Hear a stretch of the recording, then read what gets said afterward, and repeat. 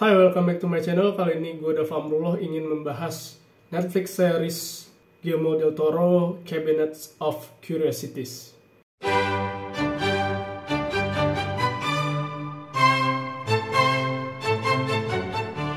Jadi bagi kalian yang belum mengetahui ataupun lupa mengenai siapa sosok Guillermo del Toro, gue akan sedikit jelasin melalui flashback apabila kalian semasa kecil hingga dewasa hidup dengan menonton bioskop Trans TV, kalian tentu tidak asing dengan film Hellboy, di mana film ini tuh diputar terus-menerus di bioskop Trans TV, sama dengan sequelnya ya, yang Golden Army kalau nggak salah.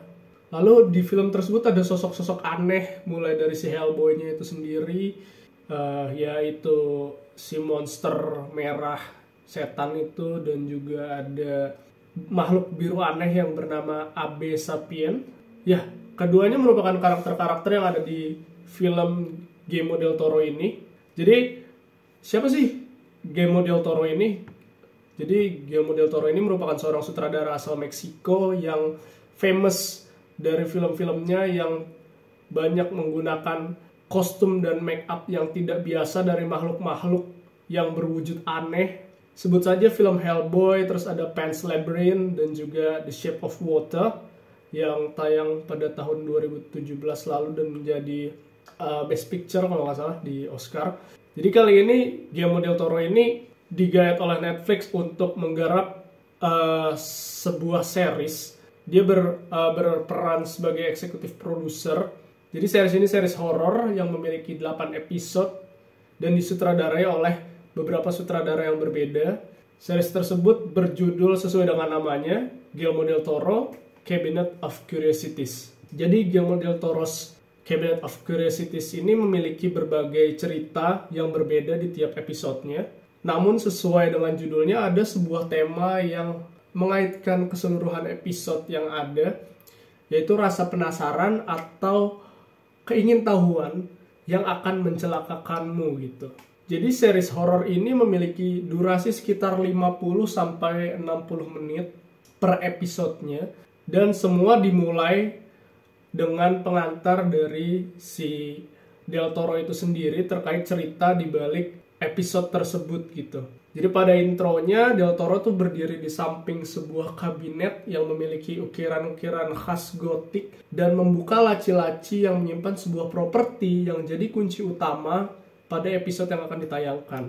Lalu saat bumper Guillermo del Toro's Cabinet of Curiosities ini ditayangkan tuh penonton bisa ngelihat berbagai properti dan visual grafik dari benda-benda aneh yang creepy dan juga misterius, kayak tulang belulang, terus ada tengkorak, terus ada mumi dari makhluk aneh yang akan ditampilkan sebagai bumper yang dapat ditonton di opening pada episode-episode di Cabinet of Curiosities ini. Jadi series ini terdiri dari 8 episode yang masing-masing memiliki judul yang berbeda.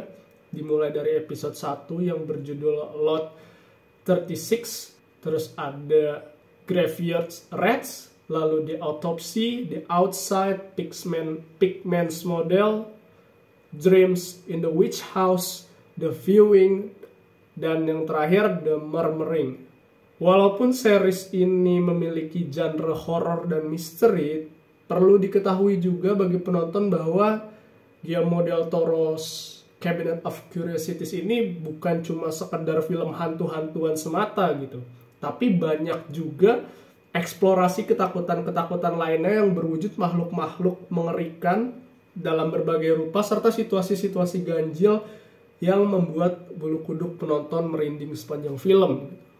Dan pada Guillermo del Toro's Cabinet of Curiosities, penonton tuh dapat menemukan berbagai macam kesamaan dari cerita-cerita yang disuguhkan di tiap-tiap episodenya. Yang pertama, latar waktu dan tempat kejadian itu selalu berlangsung di masa lalu. Terus teknologinya belum maju. Terus didominasi dengan problem sosial yang terdapat di lingkungan tersebut pada era itu ya. Lalu yang kedua, protagonisnya tuh merupakan seseorang yang aneh, bermasalah atau mengalami trauma gitu pada suatu hal. Jadi selanjutnya protagonis itu memiliki keingintahuan akan sebuah hal yang menurutnya mengganggu atau dapat mengubah nasibnya, sehingga si protagonis ini jadi terobsesi akan hal tersebut dan terus-menerus mengejar untuk mendapatkan hal tersebut gitu. Lalu ketiga, terdapat sebuah benda yang menjadi kunci bagi si protagonis untuk mendapatkan hal yang dia kejar gitu. Biasanya benda-benda tersebut mengandung kekuatan atau hal mistis lainnya lah. Dan yang terakhir, protagonis itu selalu celaka, entah dirinya yang tertimpa musibah, kesialan, ataupun orang-orang sekitarnya yang ia sayangi gitu. Jadi dari ke-8 episode yang ada di Guillermo del Toro's Cabinet of Curiosities, ada 3 episode yang menjadi favorit gue gitu, yang gue sukai gitu. Dan akan sedikit gue bahas pada review ini. Yang pertama itu ada Graveyard Rats di episode 2. Episode ini tuh menurut gua mampu menghadirkan sensasi ketidaknyamanan dengan membangkitkan ketakutan akan ruang-ruang yang sempit atau klaustrofobia lah, klaustrofobik gitu. Dan juga teror yang mendebarkan di sebuah labirin yang ada di bawah tanah pemakaman, serta makhluk-makhluk mengerikan yang hidup di dalamnya gitu. Lalu yang kedua itu ada The Autopsy, itu dia merupakan episode ketiga. Kalau dari The Autopsy sendiri, naskahnya itu sangat brilian menurut gue. Dia dapat membangun kengerian melalui ruang gitu, khususnya liminal space. Lalu ada grafik organ tubuh manusia yang tengah diotopsi, lalu ada adegan-adegan otopsi yang dilihatkan secara detail seperti ASMR gitulah. Terus suspense-nya juga bagus di episode autopsi ini, dan juga menurut gue endingnya tuh cemerlang banget yang bikin The Autopsy itu sukses jadi episode favorit gue. Lalu yang terakhir itu ada The Murmuring atau episode ke-8.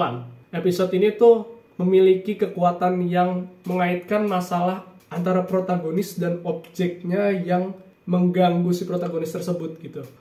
Terus ada juga hubungan ibu dan anak yang sukses ngasih emosi di episode 8 ini. Lalu ada pemilihan karakter yang menurut gue cerdas gitu, dimana pada film horor lu mengangkat protagonis seorang ilmuwan yang sangat rasional dan menabrakannya dengan hal-hal gaib atau hal-hal horor mistis yang irasional gitu.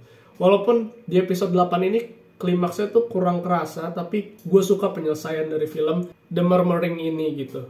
Jadi secara keseluruhan Guillermo del Toro's Cabinet of Curiosities ini merupakan series yang mengasihkan untuk diikuti dengan berbagai terornya yang sangat beragam dan dieksekusi dengan cara-cara yang berbeda. Latar belakangnya juga unik. Lalu ada keresahan-keresahan hidup juga yang berdampingan dengan kengerian dari mereka yang sudah mati gitu. Gue sangat merekomendasikan series ini untuk ditonton bagi kalian yang suka dengan hal-hal berbau horor, misteri, dan penuh dengan keingintahuan. Thank you so much telah menyaksikan video review ini. Jangan lupa like video ini, jangan lupa subscribe my channel, and don't forget to follow me on social media. Thank you so much, and see you next time. Bye-bye.